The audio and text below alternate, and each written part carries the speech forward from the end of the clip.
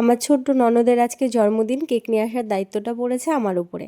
একটু শুয়েছিলাম কেশবকে নিয়ে, ও ছোট বাচ্চা তো বারবার আসছে আর বলছে বউ আগে আমার কেকটা নিয়ে এসে দে।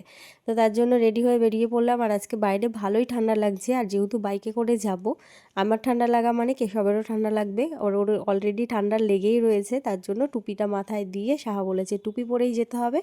তো চলে আসলাম। আর জানো তো, ফেসবুকের একটা দিদির কাছ থেকেই আমি কেকটা অর্ডার করেছিলাম। কেশবের কেকটা অন্য একজনের থেকে অর্ডার করেছিলাম। বিশ্বাস করো, অত একটা ভালো ছিল না কেকটা, ফিনিশিংটা তো আরও বাজে ছিল।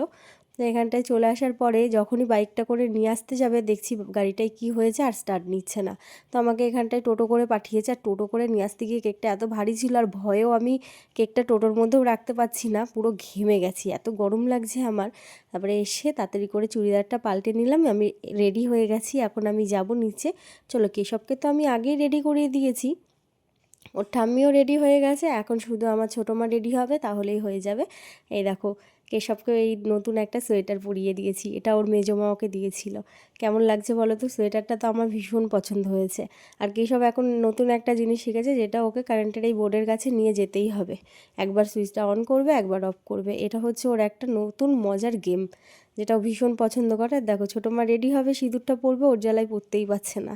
চলো, জন্মদিন বাড়িতে চলেই এসেছি, একদম আমার পাশেই। এই যে এইটার বার্থডে, এই কুচি বুড়িটা যখন আমি বিয়ে করে আসলাম এই বাড়িতে, তখন ওর বয়স ছিল মাত্র 1.5 বছর। আমার হাত সবে সবে হাঁটতে পারে। আর এই যে এটা দেখো, আমার সব থেকে ছোটো ননদ, তোমাদের আগেও ফেসবুকে আমি ফটো দিয়েছি। আর দেখতে দেখতে দেখো 2 বছর ওরও হয়ে গেল। আর হঠাৎ করে দেখছি কেক এসে কেক খাচ্ছে, দেখো কিভাবে কেকটা খাচ্ছে। কেক কাটা হয়ে গেছে, কেক কাটার সময় আমি আসতে পারিনি, আমি কেশবের খাবার রেডি করছিলাম, কেশব এসেছে। যাক, পিপির বার্থডেতে কেশব এসেছে, এটাই অনেক। আর সত্যি কথা বলতে, কেকটার অনেকে প্রশংসা করেছে, ভীষণ প্রশংসা করেছে। আমি যাওয়ার পর আমি ভয় পাচ্ছিলাম যে আমি পছন্দ করে অর্ডার দিচ্ছি, জানি না কেমন হবে, কারণ কেশবের কেকটা অত একটা ভালো ছিল না, জানো তো, খেতে।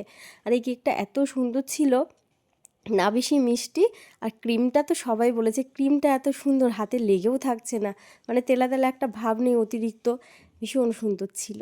তো নেক্সট টাইম তো আমি ওই দিদির থেকেই কেকটা অর্ডার দেবো। এখানটায় খাওয়া দাওয়া করে নিলাম, আমার মিষ্টি দাওর আমাকে খাইয়ে দিয়েছে। চলো, এবার বাড়ি চলে যাব, সবাই ভালো থেকো।